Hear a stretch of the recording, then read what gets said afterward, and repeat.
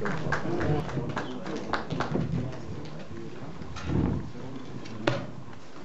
il y a monsieur Elhadj Seydou Dalein Diallo qui fait son entrée, candidat à l'élection présidentielle. En ma qualité de président du club DLG, de souhaiter la bienvenue à Elhadj Seydou Dalein Diallo. Et donc, je pense que il nous a fait l'amitié, malgré son emploi du temps très chargé, de venir même faire un bref passage dans notre colloque, et c'est un grand honneur pour nous. Au club DLG, très heureux de le recevoir dans un cadre beaucoup plus large, pour qu'il puisse débattre avec le public parisien. Donc, vous avez la parole.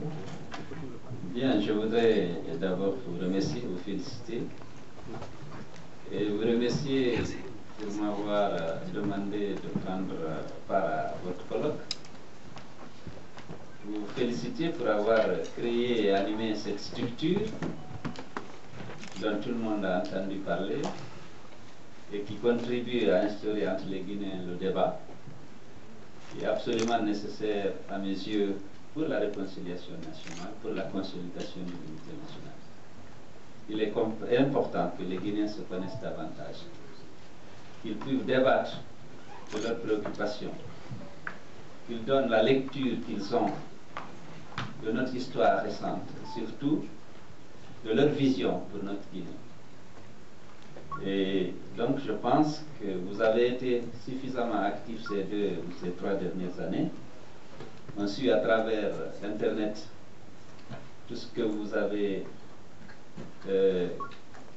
organisé comme débat sur des thèmes d'actualité, et vous avez apporté, croyez-moi, une contribution de qualité à la clarification de certaines questions qui intéressent les Guinéens. Et je serai naturellement très heureux de pouvoir être reçu par vous et de participer naturellement à ce débat. Bien entendu, en tant que citoyen guinéen, mais aussi en tant que leader politique et récemment candidat à l'élection présidentielle. Je voudrais féliciter et remercier tous qui ont aussi participé à cette élection, notamment ceux qui ont voté pour moi. Même ceux qui ont voté pour mon adversaire ou mes adversaires, parce qu'il y a eu un premier tour et un second.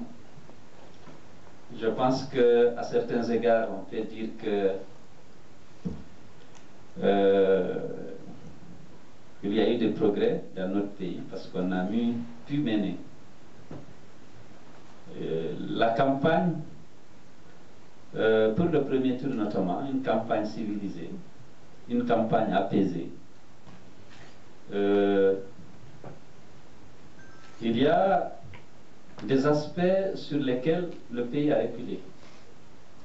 Il y a eu du recul, je pense, par rapport notamment à l'unité de la nation.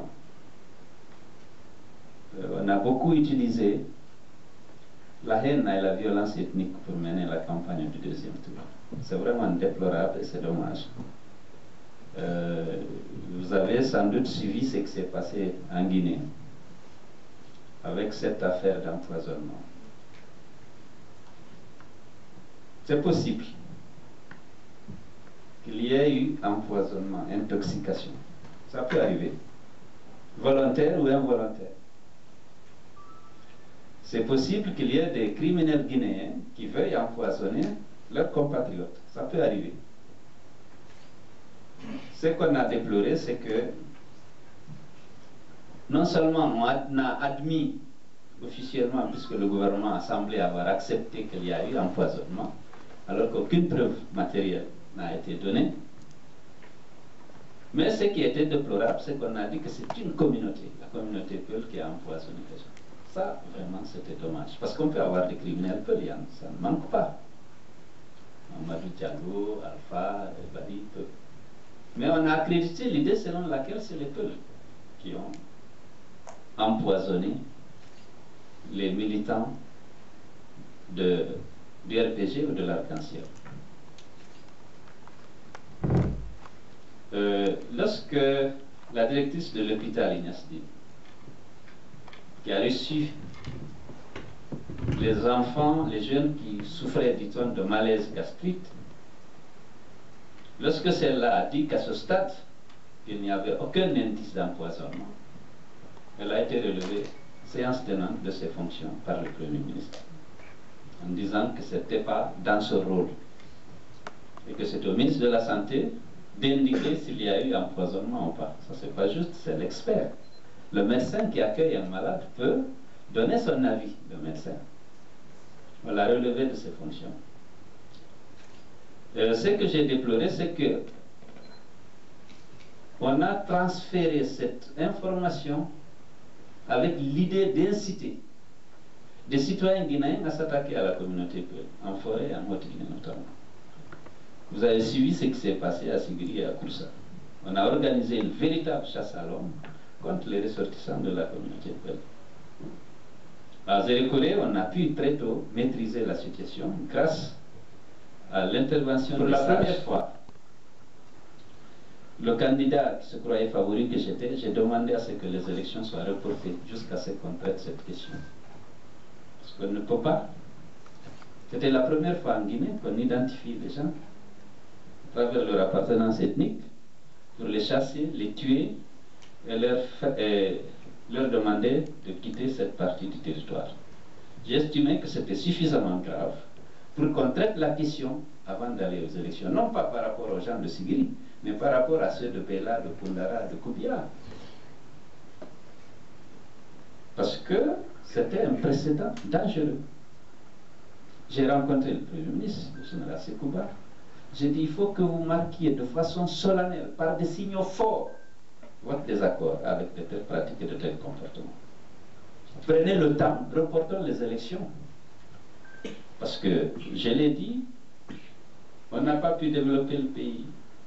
On est pauvre. 65% de la population vit en dessous du seuil absolu de pauvreté. Il n'y a pas d'infrastructure, mais nous avons l'unité de ce pays. La Guinée reste relativement unie dans sa diversité. Et lorsqu'on porte atteinte aux principes qui fondent la République et l'unité de la nation, il faut que les autorités marquent de manière vigoureuse leur désaccord avec de telles pratiques et de tels comportements. Vous avez sans doute suivi à travers la presse, parce que je m'étais exprimé à plusieurs reprises. J'ai même demandé au général Sekouba, j'ai dit, pour marquer vos désaccords, suspendez 2 préfets, révoquez un gouverneur, annoncez l'ouverture d'une enquête et des sanctions exemplaires à l'endroit des auteurs et commanditaires de ces violences. Il n'y a rien eu. Aucune réaction de l'État. Ça, c'est mauvais parce qu'une plaie est ouverte. Et lorsqu'il y a eu la proclamation des résultats provisoires, il y a eu des manifestations violentes. Au Fouta, à Labé, à Dalaba, à Pita. Des manifestations que moi, je déplore parce que je ne suis pas un homme violent. J'ai toujours, dans mes propos, dans mes attitudes, dans ma campagne, essayé de défendre un certain nombre de valeurs de l'unité nationale et la paix sociale.